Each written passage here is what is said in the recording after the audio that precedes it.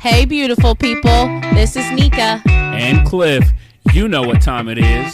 Get ready as we dive into some inspiring and powerful stories here on Jadea's Journey.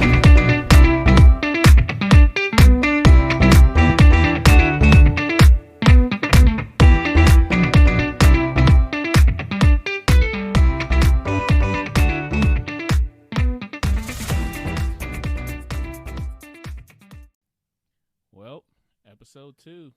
We're back.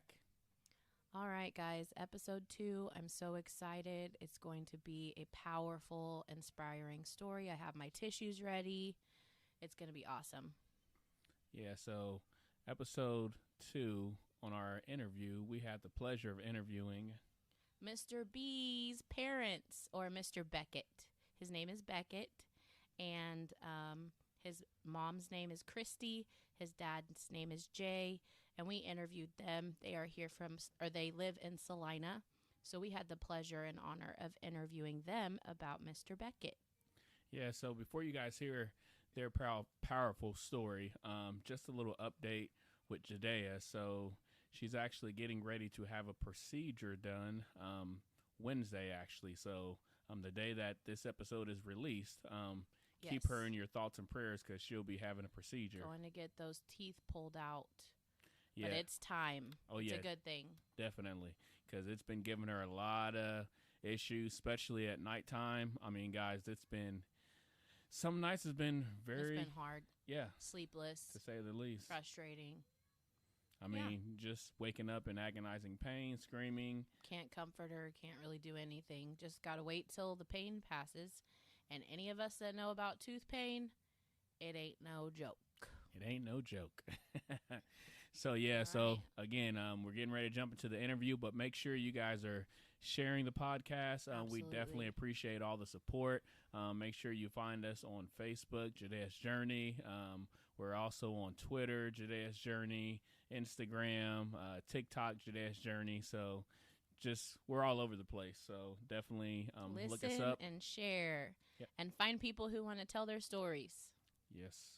So without further ado, let's jump into it. All right, let's go.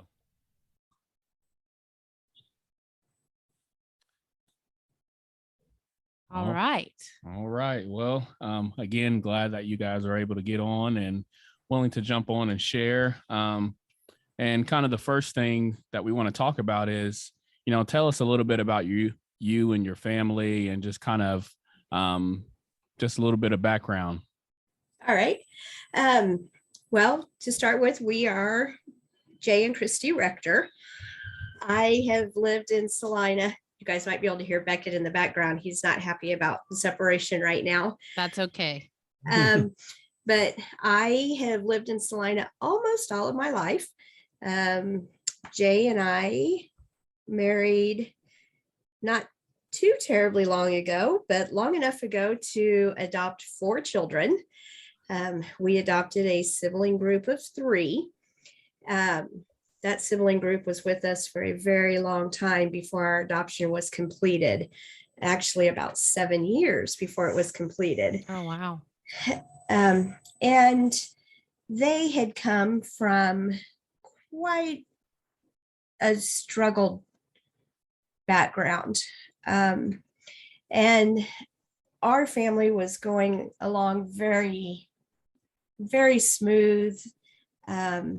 We were thrilled with the adoption.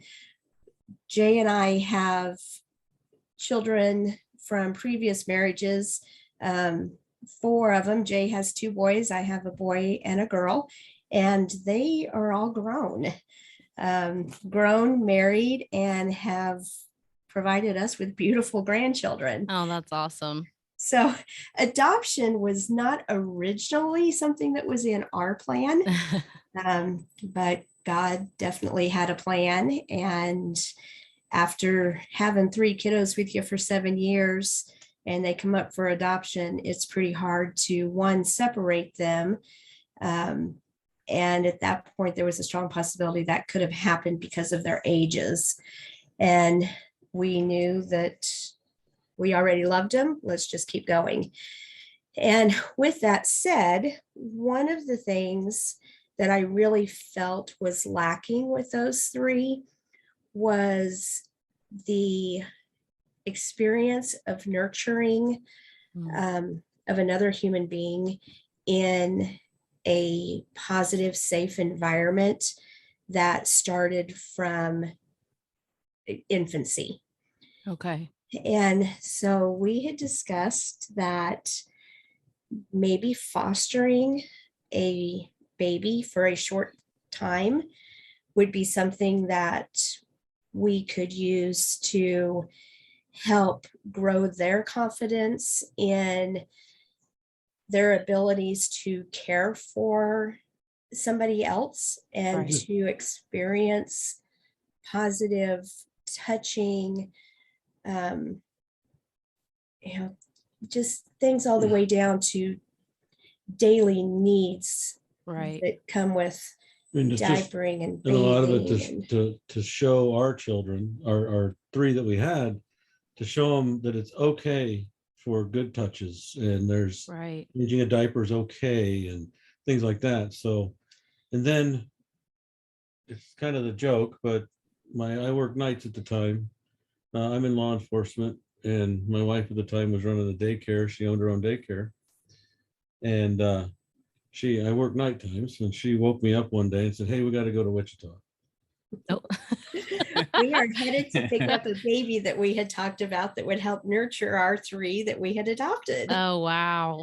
And we were actually going to close our fostering license. But then when we had decided that we would want to do this short term, of course, we left it open. And so when we got this call, we were told that the infant that we would be fostering did have some special needs, but they weren't real sure of what any of those needs were. Okay. And really kind of wanted to know if we were even interested before we jumped too much into what the situation was with this baby we were picking up. Right. And I had said it didn't matter. It didn't matter beautiful. at all. We knew we wanted a baby. This was the baby that God, we felt, had sent our way to help us accomplish what we felt in our hearts we wanted to do. So we went in. We actually got a call from the foster care agency that we were to call them when we reached the hospital. We did have to go to at a hospital that's 90 miles from our hometown. Oh, wow. To pick up this baby, and we were to notify them before we entered the hospital. And so we called them, let them know we were there, and they said, okay, what's happening is the bio parent is being escorted out and informed what the situation is, and then you guys are going in and this baby will be released to you along with all the information about the baby. Oh, man. And wow. we said, okay, didn't expect it to be too much trouble. And I actually was very excited. Here we have in hand these brand new cute little baby outfits and a car seat. And Yeah. we were ready to go. We walked in the room and there was this teeny tiny little 8-week-old baby laying in this huge baby bed all by himself.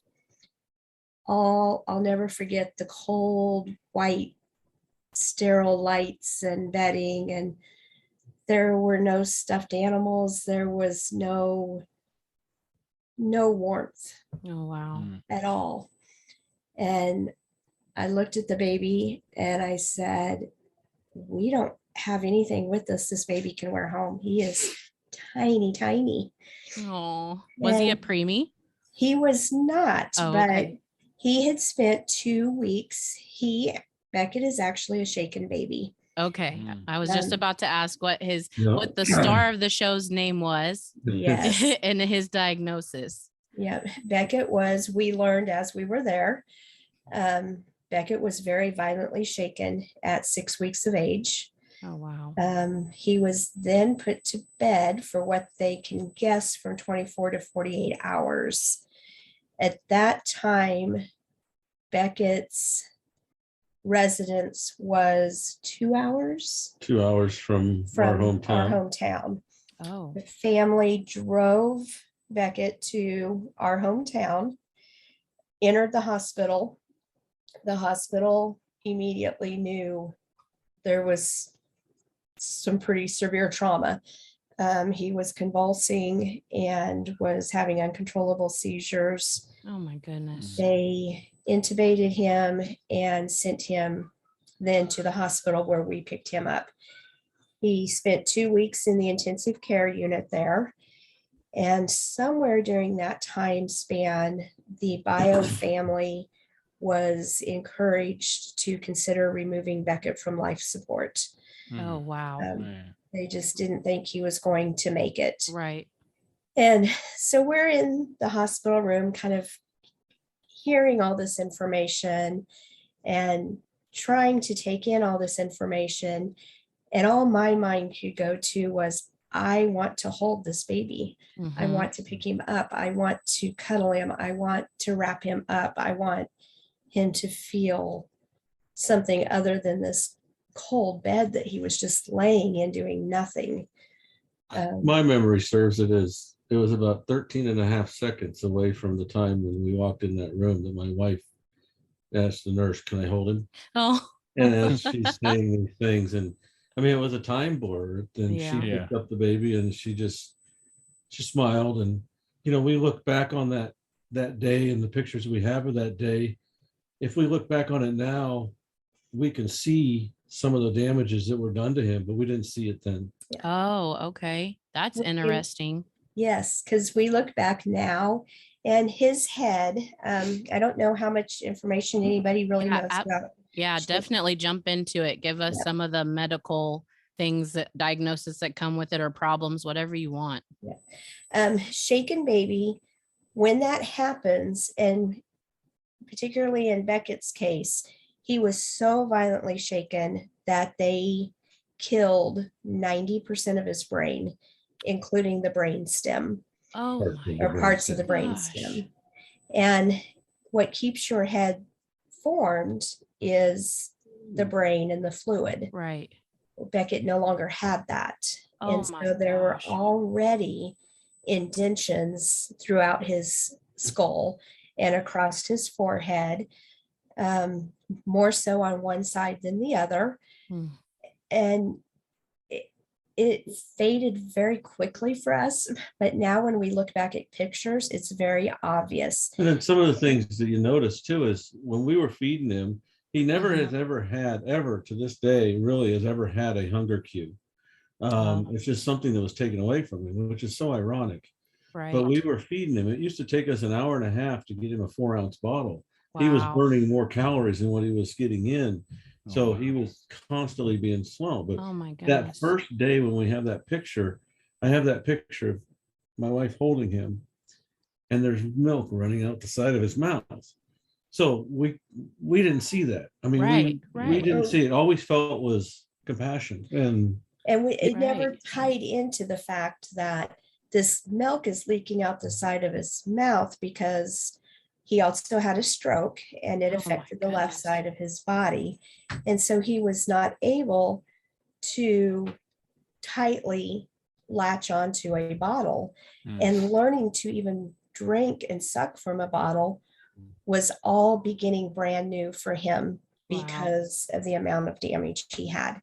Oh my goodness. So they gave us a pack of paper that it had to have been an inch thick and put it in an envelope and said, this needs to go immediately to a pediatrician, a neurologist, and then everybody diagnosed from that point that he will need to see. And we just thought, okay, we can do this. It's no big deal. It's a doctor's appointment. It's all right. We got this. Yep. And we took him home. And when we left the hospital, the nurse almost started to cry, and she said, just love him. Oh, wow. Yeah. So one thing that I do want to mention, you know, you guys talked about how from the beginning, like when you first heard that, he had some type of condition, and you guys said that you didn't care, you still wanted to go and to get him. And, I just want to commend you guys, because to me, that's amazing. Like, because when you really think about it, there are some people that have, biological kids and are pregnant, and they find out prior to the child being delivered that, the child might have some issues. And, there are some times where those children are aborted because, the parents don't want to deal with it. They're afraid. So for you guys to know in advance, and for it to not even be your own kid. Yeah, exactly. And not even question. I mean, that's when you talk about God's love like that, that is God's love. I mean, we're, as children of God, we're adopted into this family. And, with all of our, issues that we all have, and yet God still chooses to love us. And what you guys have just explained is demonstrating that love, that same love. That's beautiful. So, I love it. Thank you. And then, I will be very honest. I think a lot of what the nurse was telling us, maybe my husband absorbed a little more than I did. I was just, give me this baby. We need to go on with our life. It's that mama instinct. Yep. And I will never forget dressing him in the sweetest little baby blue little polo jumper that was huge on him, and wrapping him up, putting him in the car seat, and off we went. And we're driving home this 90-mile drive with this new baby that we neither one had a brand new baby in our arms for a very long time. Right. And we start to kind of talk a little bit about his situation, and it kind of hits us like a train. Oh my goodness. This baby, one, has been all over Facebook. There's been GoFundMe's going on. We've read about this baby. Oh, wow. This baby's been on the news. Oh, wow. And now we have this baby. Oh my gosh, that gives me goosebumps. Oh my goodness. And I think we were a little bit in shock at first on the way home. It's really surreal. I mean, you go into autopilot, you go into care, and he had his own, we didn't have anything really set up. I mean, we had done some respite care for a couple little babies, and I knew that I attached to babies way too quickly, because we had one respite care baby for like 2 weeks, and it crushed me to let him go home to his family. Yeah. So, Beckett had his little, Beckett's name wasn't Beckett at the time. It did start with a B. Okay. And so after our adoption, we did change it to Beckett. Okay. He's been called B from the day we left the hospital by everybody, including physicians. We've always called him B or Mr. B, and all of his doctors knew him as Mr. B for so long, and now they know him as Beckett or Mr. B or B. I love that. So it's always been a thing. But we got home, and we didn't even think about it for a long time, that Beckett never cried. Oh. Never cried. I mean, never cried for a bottle. Oh. We woke him up a lot because he just pretty much slept all the time. And the days went by, and we were getting set up with the doctors and getting him all squared away with appointments and things. And I think the first doctor's appointment that we had was what they kind of consider your well check. Right. We gave the doctor the paperwork. There wasn't a whole lot to it, because for one, that was not the pediatrician that we knew we wanted. But it was where we needed to get started, due to one, the fact he was still in foster care. Oh, okay. And so we got that done. And then things kind of seemed normal for 2 weeks. Just pretty much a normal baby, outside of the fact, no crying. Even when it was time for a bottle, there was no I need that bottle and I need it wow. now. There was no crying in the middle of the night that I need somebody to hold me Oh my or gosh. anything like that. And then one thing I noticed, even beyond that, is the medications. Mm, I mean, we learned really quick how to dose medications and try to right. get him to trap him into swallowing it. Yep. So I Oh, mean, there's so many facets that we take Yeah. for granted. We don't think about at this so point in true. time. You know, we look back now, but it still was. We still do all the same things every day, Right. and it's a routine. So But about two 2 weeks weeks, into having Beckett at home with us, um, he's there was just something, and I can't even pinpoint what it was, but something just wasn't right. It Mm. seemed different than I even had in the last 2 short weeks. Uh-huh. Um, and I finally told Jay at night, it was after hours, that I felt I needed to take him to the emergency room. And I felt kind of silly because I didn't really have a concrete reason for why. They're Just a feeling. a feeling. Yes, Wow. something just wasn't right. So I took him in, and um, Jay was at home with our other three. Mm-hmm. And the doctors agreed that something wasn't quite right, but nobody could really pinpoint it. And so they did admit him, and put him in a room. And he was in that room several days. And the doctor that we were seeing was the doctor we had originally seen, that was a pediatrician, but was not our choice, a pediatrician, Right. but we hadn't been able to get anything set up yet. And he kept saying, I think this is just how this baby is going to be. You will adjust. This will be your normal. Mm. And I just still felt it was off. And so I Right. kept making excuse after excuse after excuse to not take him home yet. And then the day came that he said, I'm releasing him. He will go home today. And I said, I have a dentist appointment in Minneapolis. I can't take him home until this afternoon. Mm-hmm. And he agreed to that. I left for the dentist appointment, got in the dentist office, got in the chair, and my phone rang. And it was the hospital. And I thought, well, this is unusual. Picked it up, and they said, Mrs. Rector, this is so and so from the hospital. Wanted to let you know that we have Life Watch on their way. Oh my gosh. Your baby quit breathing, Oh and my gosh. we were able to stimulate him, get him breathing on his own, but they will be here in the next 45 minutes to pick him up. Oh wow. So Oh. I called my husband, left the dentist, went up to the hospital right away, and still had a pretty ill feeling in my stomach. But either way, he was life watched out, and I was able to go with him.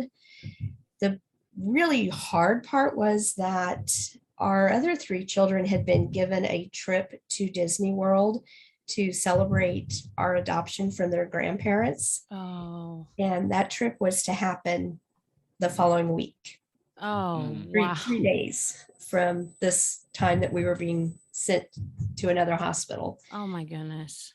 And I was determined that this baby wasn't going alone. Right. So I flew with him and stayed with him. And before we left, we had our first one-on-one experience with a neurologist. The neurologist set us down in a side room and said, I need to tell you to prepare yourself. This is not a good situation. This baby has some very long-term damage that may never be able to be overcome, and may not be able to be overcome even in the next week. Mm. And I was devastated. Right. Our whole family was pretty shaken, torn between this little boy that we had had for 2 weeks, Mm-hmm. 3 children that we had just finalized our adoption on, Right. a celebration trip that was days away, and it just all blurred together, but Right. kind of trying to leave out quite a bit to get to the medical part of things. We ended up,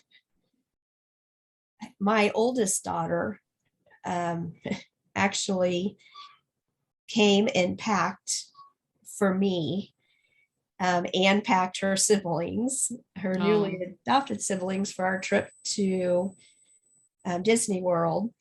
And I had the foster care case manager send somebody that would stay at the hospital with Beckett while we took our trip, because we had to decide where do we care for Beckett, Right. and where do we still continue to carry on and care for our 3 children that have this fantastic celebration waiting at their fingertips to explore.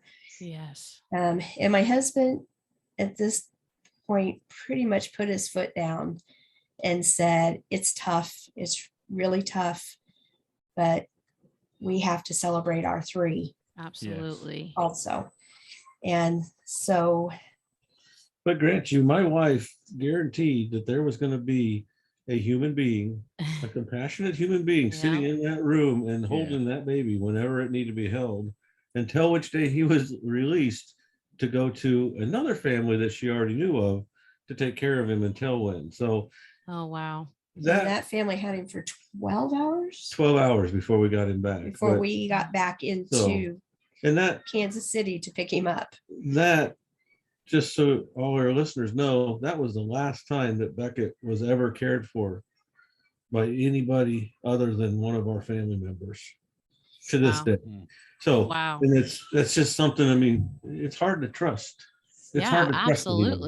Absolutely. Yeah. Just the challenge of, having to, with your other children, and that balance. I mean, that's something that we go through, that we always have to make sure that, our son Kyson, he doesn't feel any less important, or, we make sure we continue to try to give him the attention he needs. But it's definitely challenging because, we're having to give Jadea, our daughter a lot more attention because she just has those other needs. Yeah, she's so dependent. So that can be challenging at times. Yeah, it is. It can really, it's tough, and it takes a toll. Yes, it does. No matter how hard you try to be fair, and it's like I said in our first episode, they do not make a book, a pamphlet, an instruction manual for this. Not at all. They don't. Not at all. And a lot of parents go through, a lot of families have 2, 3, 4 children. And I think every mother's biggest thing is making sure that every child in that family feels loved, respected, equally cared for. And then to throw a child on top of that can't live under those guidelines and those hopes of every parent. Right. To make everything fair and equal all the time. Absolutely. Absolutely. And it strains occasionally. I mean, but everybody, all of the other children love Beckett.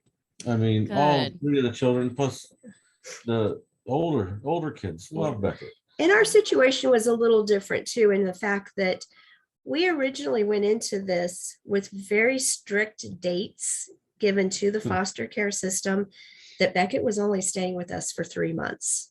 Oh. And in that 3 months, I had this idea and this checklist in my head of everything that Beckett was going to teach us. Beckett had his role in the family, and it was the educator. Right. And Beckett definitely broke those barriers in leaps and bounds. and probably even before we knew that we were keeping Beckett. And I'm afraid this is going to run really long, but just kind of a short. Beckett was leaving in 3 months because we were taking another family trip that was adults only. Oh. It was in celebration of my in-laws' 50th wedding anniversary. And suddenly my father-in-law became ill and passed away within about a week. Oh my Dad died in a goodness. week. Yeah. Of lymphoma cancer that Oh wow. nobody knew about. My dad had been diagnosed years ago with some heart issues, and he had heart surgery and it had some backfires or some things that happened. So, but every year he lived 10 years after that, it was a blessed year, but Right. nobody ever saw the lymphoma for him. So that took him away very, very suddenly. And he had met Beckett and was very fond of Beckett, but he hadn't spent much time at all with Beckett. We did have Beckett at the hospital still during that 3 short months that we were supposed to have him. He spent a little bit of time with Dad in the hospital. And when he passed, then we reached out to the foster care coordinators and said, when you find the perfect fit of a family for Beckett, that will be fine. But the date that we originally gave you is no longer a necessary date. Oh wow. And so they said, okay. And in the meantime, we had Dad's memorial service.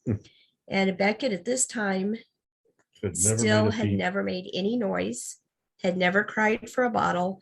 He didn't do the things babies do. He wasn't kicking his feet and cooing, turning his head side to side and looking around. He still pretty much was a newborn state. Wow. And we were in the memorial service, and my boys, I felt they just needed mom. And my hands were tied up with a baby. And so I handed Beckett to our aunt that was sitting behind us. She is not a mother. She's never wanted to be a mother. She is quite a bit older, and I didn't really give her an option. I said, I need you to take this baby so I can support my boys, and handed him to her. And we were in the middle of a prayer, and I just got goosebumps. I get tears. In the middle of that prayer, the preacher was silent for a second, and all of a sudden we hear the most beautiful giggles ever. Oh. And we're stunned. And I feel bad now because I think I totally lost all my concentration of the memorial service as I turned around to look. Why was he giggling? Why was he making these noises? Oh wow. And he was looking up at the cathedral ceiling rafters with all the stained glass angels and was giggling away. Oh, how beautiful. And I know without a doubt that Beckett has seen God. Right. I just know he has. That's powerful. Yes. Oh, and my goodness. We left Dad's service and we said, if this is meant to be, and our family agrees to this, because it has to be a family decision because of Beckett's medical needs, we are keeping him. Wow. We are adopting him. He is ours. He is our family's. And so we kind of had a family meeting and said, we've had bits and pieces thrown at us of what Beckett's future is going to be. We're old. We're very old parents. That's okay. Hopefully Beckett's going to outlive us, but Beckett's never going to live alone, ever. Right. I was just about to ask, if you don't mind. So how old is Beckett? He'll be 6 in October. Okay. And what would you, I don't know if you know exactly I don't know if there's a correct answer, but like with our daughter, for example, she's 6, but a behavioral specialist that kind of diagnosed her says she functions more towards the age of like between 2 and 3. Do you guys know that information? We do. Beckett is, we would say, between 9 and 18 months. Okay. Okay. So Beckett, no matter how great he does, how much he continues to amaze everybody, Right. he's never going to live alone. Right. And so it had to be a family decision. Absolutely. Everybody had to be on board with the fact that somebody will have to care for Beckett down the line. Right. And in order to adopt him, we all had to be on board, and Wow. nobody wanted to let Beckett go. And we talked about the fact of, we don't know what things are going to be like, but just taking off for a weekend might not always happen. Right. Everybody going to everybody's ball games might not always happen. Mm-hmm. And there's a lot to think about. And to just say, oh, he's sweet and cute and no trouble right now isn't going to be the same as he grows. Right. Would you say as he has gotten older, have things gotten harder? Oh, yes. Much harder. Because the size, his needs change. The dynamics of his needs have changed so much over the last few years. I mean, I don't know if anybody said Beckett's diagnosis that we know of. He's quadriplegic CP, cerebral palsy. He's got epilepsy. He's legally blind, legally deaf. Stating, and to clarify that, a lot of people don't understand what legally blind and deaf is. Beckett can see, okay, but it's how the process of the visions process through his brain is where he becomes legally blind, because pathways have to develop to try to find a way to see it. And that's just like with hearing. With the hearing, he's legally deaf because you don't know what it comes through. He can hear a door shut, but does he know that it's a door shutting? He can hear a train, but does he know that it's a train? The brain cannot comprehend what the eyes and ears hear and see. Yeah, that's how Jadea is as well. Right. And he's very much, there's so many little things that one doctor told us it's a pulmonary issue that's going to take him away. He's going to get sick and be gone. Well, that just told my wife that, and then she told us that because the lungs, they don't move enough and anything else, that told my wife that she's going to find a way to make Beckett jump around and have a good time, because she doesn't want that to go. She doesn't want that to go. I didn't want that to be his death. Right. And at that point, it was because they were still very convinced that Beckett was going to be bedridden. Okay. And we knew at that day we were going to find a way that Beckett is not going to be bedridden. Right.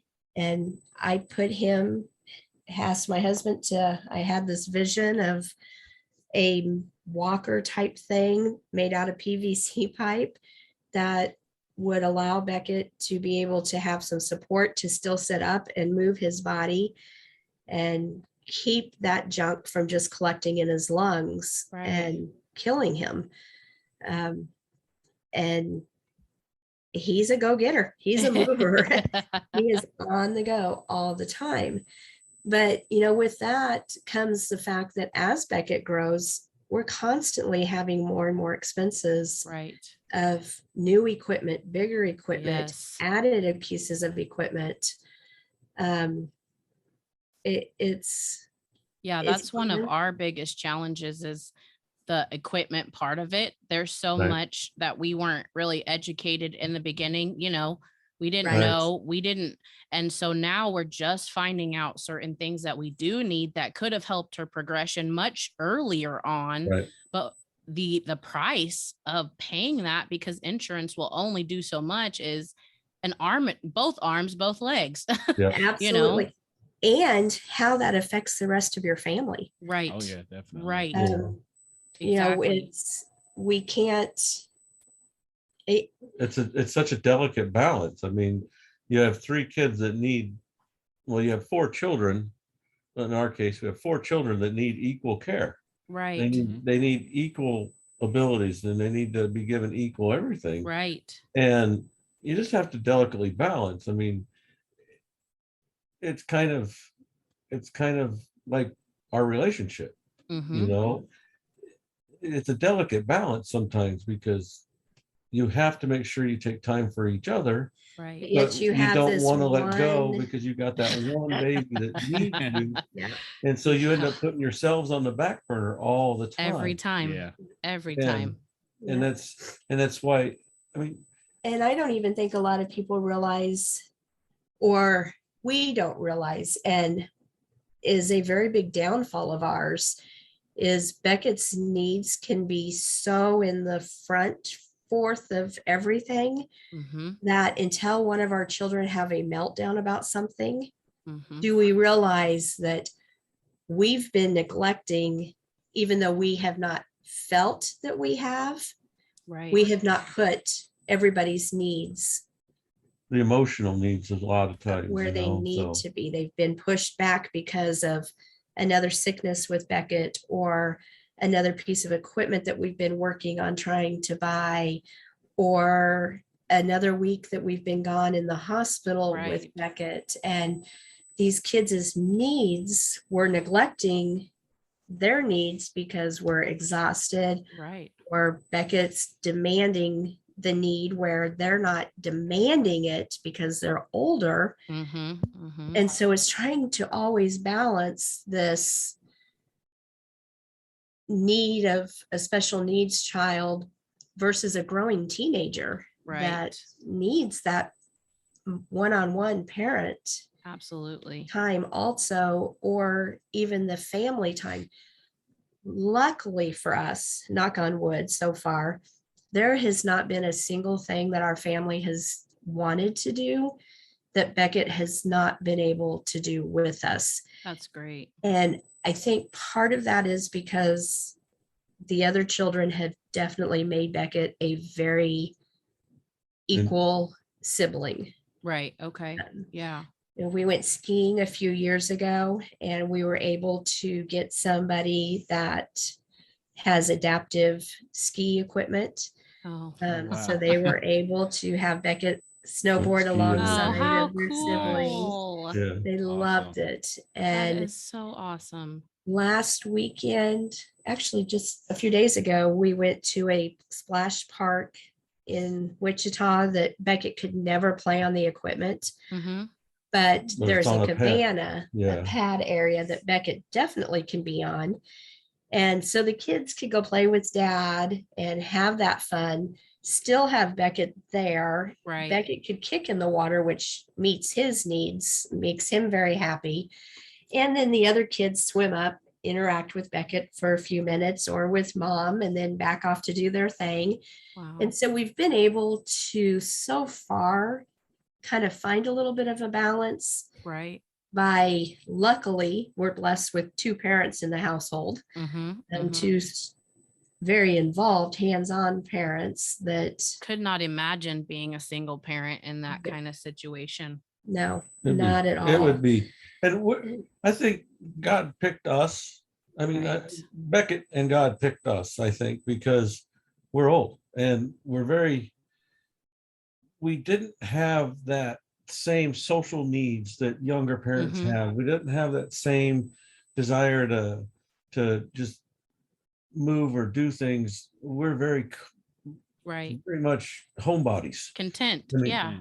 and Yeah. it works good for, I mean, that is what it takes to take care of. I mean, special needs or needs that are special for children, it takes time. You don't Yeah. realize how And much your time you spend. friendships suffer. They Oh, really do. Right. 100%. It's hard to bring new friendships into your life. It really is, especially Right. just us as young parents. We're in our 30s, and that's one thing we struggle with is bringing people in, because some of the things we have to deal with on a day-to-day basis, people don't understand. It's confusing, it's annoying, it's, they Right. just, so it's easier just not to create those friendships, Right. Yes, And- absolutely. I mean, I'm we there with you. we very, very seldom, I mean, we've now, I think right before Christmas, like in the 18th of December, for the first time in our relationship, we actually invited people over to the house. We did. We had a We large had gathering. a large gathering. Oh, really? I mean, it was just people that I worked with. And but it was people that all knew Beckett's Knew story. Beckett, and Right. they knew Yeah. his story. They knew And- who he was. They all watched him and they knew him. They didn't. Right. It wasn't anything new. Right. Yeah. And they No, can so- respect the family dynamic Right. Right. that you Yeah. have. But That- even to this day, going out someplace, if we're out of town or on a family outing, Beckett is that age now where it's becoming very noticeable just with the amount of equipment or Mhm. with the equipment Beckett in general is even sitting in, Mm-hmm. that there is some kind of disabilities there. Right. Yeah. And people will, instead of just ask, Mm-hmm. sometimes we'll nudge each other. And Uh-huh. we've even noticed that when this happens, it really affects our older children, particularly one of them gets very, very upset. Our Mhm. 16-year-old will stand between those people and Beckett and Oh, then wow. move him out of the way. Oh, wow. And that's something that we've had to talk with the kids about. Yeah. That, I know this hurts your feelings. I know that Mhm. this is a protective mode of yours for your brother. Right. But all we can do is smile and reassure them that we're okay with Beckett. Right. We're happy with what Beckett has to offer. Right. Yeah. And An experience that I had years before Beckett was even as big as he is now, obviously, but I went into a Walmart. I was on the way up to Nebraska where my mom lives. And I walked into a Walmart to buy her some flowers. I had the boys with me and we walked in and there was a gal with her little boy in a special needs chair. I just remember it was one of those recliner chairs that we have. Mm-hmm. And that little boy was singing at the top of his lungs through Walmart, and the mama or the caregiver, I don't know who it was, just smiled and kept on walking. Yep. Yeah. And I was like, holy mackerel. Oh, wow. That's my son now, because he can scream at the top of his Yep. lungs, and I just smile at everybody. Oh, So yeah. That It- sounds like Jadea. Yeah, definitely. God has shown us so many different things. I mean, like I said, I'm in law enforcement, and Beckett has showed me so many different compassions Mm-hmm. and brought on so many different things that have made me a better person Yeah. to do my job. That's great. And that's where Beckett, his job is to touch people's lives. I mean, that's the only thing I can figure. So, and God's working through him. he is. But then you throw on top of it, for instance, talking about relationships. It's been probably 3 weeks ago now. The middle of the night, we were having some problems with Beckett's. He sleeps with an oximeter machine. Okay. And the reason for that is to kind of alert us ahead of time in case of SUDEP. For anybody that's not aware of SUDEP, it's a sudden infant or a sudden death due to seizures, epilepsy. And that is something that they do worry about being something that's a concern with Beckett. So he does sleep with that machine on, and it was going off at night, and it was going off much more often than usual. And his oxygen was being a whole lot lower than usual. And it had been for several different times over many hours. And finally, 5:30 in the morning, it was going off to the point where his oxygen had dropped to 40%. Oh my goodness. Jay was not able to bring him around at all. He sternum rubs and Oh my trying to gosh. do everything he could to get his oxygen back up. And I finally just called 911 and said, Yeah. we need an ambulance.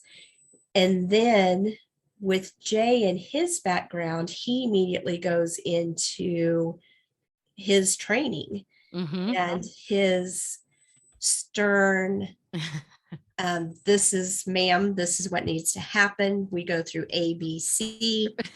Ambulance will be here. I'm mommy, and Right. this is my baby, and he's not breathing. Right. Here, you take the phone and deal with it then. And here we have this poor 911 dispatcher on the phone, and I'm telling my husband, here, I've called an ambulance. Now you deal with it. Give me the baby. And, at that time, the tension between us is horrible. Right. But the minute the ambulance is here and we're both back on the same page of being Beckett's parents and not the professional role that takes over for my husband, we're back to, okay, we're on the same team. Right. We need each other. Mm-hmm. We have to get through this. And it sounds like a really odd balance, but it is how we balance. Yeah. Oh, nothing you say sounds odd to us. It sounds very normal. She always yells at me because you're not listening. I say, I yell back at her nicely, and I say, honey, it's okay. And it's somebody has to be the positive side. Yep. When somebody's in that distress moment. And right. she's right. I go into first responder mode, and I never realized it, but the minute they take Beckett from me is when you fall apart. Yep. Yeah. It's okay. That's all right. Yeah. That's all right. Man, well, you guys, just so you know, you guys have an amazing story. And I wish we could talk to you guys. I mean, we can probably go on for some more hours all night long. But we got one final question we want to ask you guys as we get ready to wrap up. As far as some advice for any other families that may be new to having a special needs child or new to just having a special needs individual in the household, what piece of advice or encouragement would you have for them? Oh my goodness. I think my very first thing out of my mouth would be, you're going to hear the worst of what the situation could be from your physicians. Doctors, I have learned, are trained people. Mm-hmm. They have learned what they know through books, experience, schooling. They are a very, very valuable part of your child's life. But all they can do is do what they have learned. All they can do is read the chart. They cannot always, you have to take what they say and plant it in the back of your mind. Right. But we learned after probably the second or third time of coming home and calling our preacher and saying, we need you. We don't have long. And 4 days later, having our beautiful baby bouncing all over the house. Right. Right. God is who's in control. God is who knows. Yeah. That doctor can give you excellent information. And I'm definitely not saying ignore the information your physicians give you, but trust your instinct. Trust your instincts and don't give up. I mean, there was probably at least 2 times that I can think of that I curled up in a ball on my bed and lost it. And just said, I can't go on without my baby. Yeah. And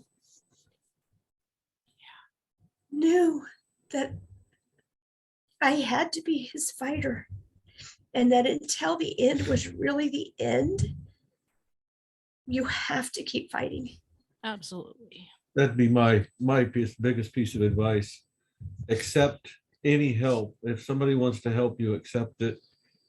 And then fight every fight that you can fight, because you can always win a fight. You might not win the whole fight, but you might win one little piece of that fight, and it's going to make your baby better, or going to help your baby. Might not make him better, or her better, but it'll make it better for your baby.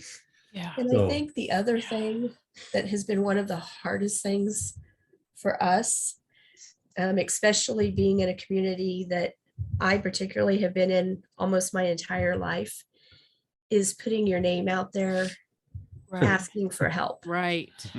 Especially when it's financially. I'm in law enforcement, and this is something I never would have done prior to Beckett. I never would have done this because I didn't want that risk to my family. Right.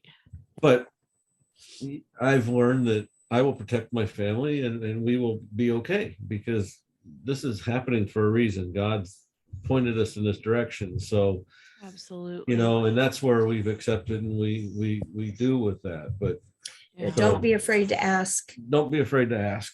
Lean on your friends, lean on your family, lean on your neighbor, even if that means they're bringing you a nice warm cup of coffee after you've had a night up all night long, or you've been at the hospital. If somebody asks, accept the fact that they're asking because they want to be of that help. Yeah. However small that help is to that family that's needing the help, it's huge. Yeah.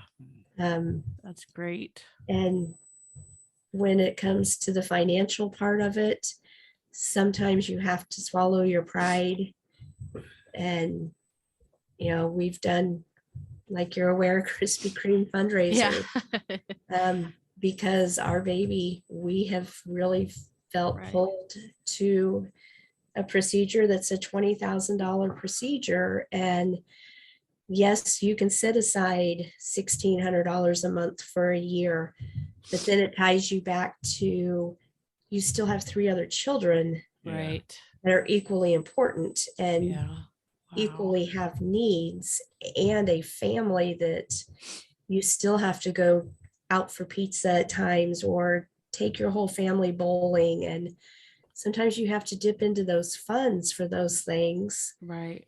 to keep Right. your whole family intact and afloat. Yeah. And dating, don't forget the importance of your spouse. If that means, a lot of times we will put a movie in the family room, which is right outside of our door, have our 4 children there with Beckett, having their movie time and a pizza.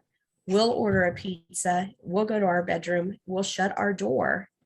And unless there is a severe need, nobody comes through that door for 30 to 45 minutes while we have our date. Yeah. And that date Yep. usually is Good. sitting on our bed with a takeout meal. Yep. And your And favorite show. Yep. Yep. Yep. And sometimes it's even just sitting in our bedroom with music going Right. Yeah. and just Right. staring at each other. And it's what you have to do to stay afloat. Absolutely. definitely. Absolutely. We definitely understand about all the adjustments, you got to make. And those sacrifices and those in-house dates. Yes, they're Yeah. real. Yep. They're They real. are, and they become very, very important. It's amazing how valuable your front porch, back patio, Yep. everything becomes when you're a family living with all kinds of different needs. And it's not Absolutely. just a child with special needs. Right. Mhm. Ours is a whole house of special Yep. needs. Yep. From teenage boys to teenage girls to preteen to a 5-year-old that just wants to be with everybody. So Absolutely. Yeah. Well, we really appreciate you guys so much. Your story is beautiful. I can't wait for everyone to hear it. It's going to really be inspiring for a lot of people. I know it was just inspiring some of those things for me and myself. So I just want to say thank you for just being a blessing, not only to your son and your family, but to us and others as well that are going to hear this. I can't express that enough. You guys, amazing, amazing story. I'm so grateful that we got this opportunity to connect with you. Can't wait to connect further. yes, I can't Awesome. wait. And thank you so much for giving us the opportunity to share some of our experiences and probably. Man. That was great.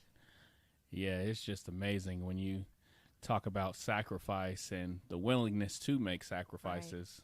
What was your number one takeaway?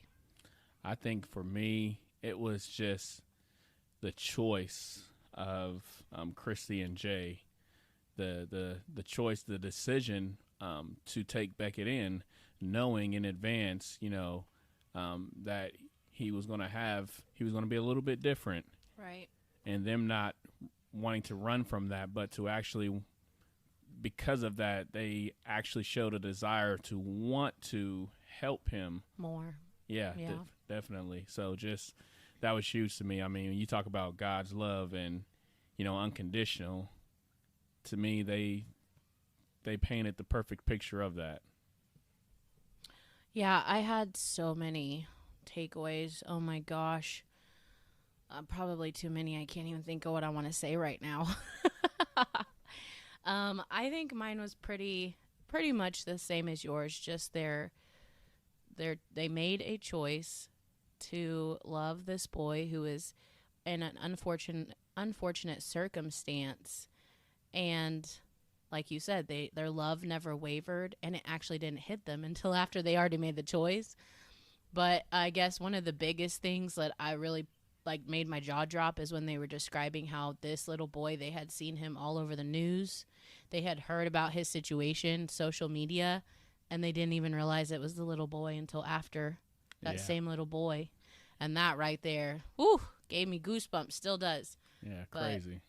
But this story is just one of the many stories that I think are really going to be an eye-opener for a lot of people. But like me too, I was like, these stories make me realize that our struggle with Jadea, I'm not saying that it's any less, but man. It puts everything into perspective. Yeah, exactly. Yeah, just because you may think you have it bad, but again, when you listen to some of these other stories, you have no idea. And I'm not trying to compare, because every story, every journey is definitely hard, but it's just you're grateful for the struggles that your daughter or son doesn't have to endure when you listen to some of these other stories. They're just a strong couple, a strong family, God-fearing. I love it. Beautiful people. Yep, definitely. So honored to have them on the show. Definitely. So, I mean, again, it's everybody's story is different, but the most important thing about it is,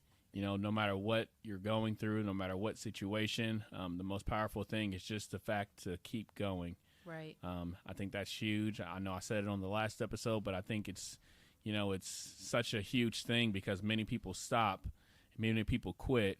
And as you just heard from this story with this family, they didn't quit. They continue to move forward, to continue to love, continue to do everything that they know how to do. And that's what we all need to do. Continue. Whatever you know how to do, continue. Not pretty, not perfect, but beautiful.